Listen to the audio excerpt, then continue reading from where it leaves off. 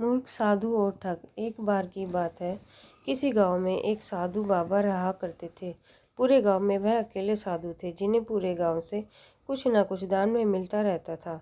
दान के लालच में उन्होंने गांव में किसी दूसरे साधु को नहीं रहने दिया और अगर कोई आ जाता था तो उन्हें किसी प्रकार से गांव से भगा देते थे। इस प्रकार उनके पास बहुत सारा धन इकट्ठा हो गया था। वहीं एक ठग की नज़र कई दिनों से साधु बाबा के धन पर थी। वह किसी भी प्रकार से उस धन को हड़पना चाहता था। उसने योजना बनाई, एक विद्यार्थी का रूप बनाकर साधु के पास पहुंच गया। उसने साधु से अपना शिष्य बनाने का आग्रह किया। पहले तो साधु ने मना किया, लेकिन फिर थोड़ी देर बाद मान गए।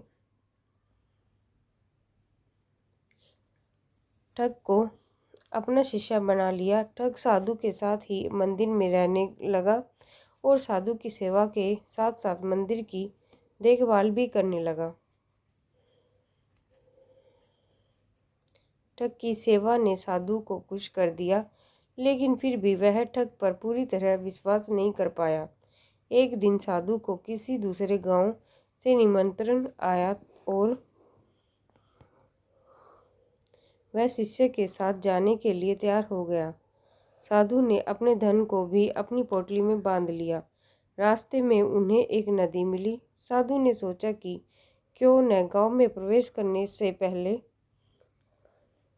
नदी में स्नान कर लिया जाए। साधु ने अपने धन को एक कंबल में छुपाकर रख दिया और ठग से उसकी देखभाल करने का बोलकर नदी की ओर चले गए।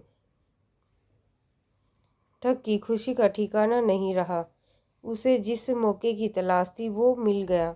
जैसे ही साधु ने नदी में डुबकी लगाई, ठग सारा सामान लेकर भाग खड़ा हुआ। जैसे ही साधु वापस आया, उसे न तो शिष्य मिला और न ही अपना सामान।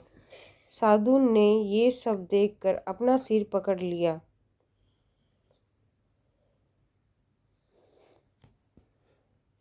कहानी से सीख। हमें इस कहानी से यह सीख मिलती है कि कभी भी लालच नहीं करना चाहिए और न किसी की चिकनी चुपड़ी बातों पर विश्वास करना चाहिए।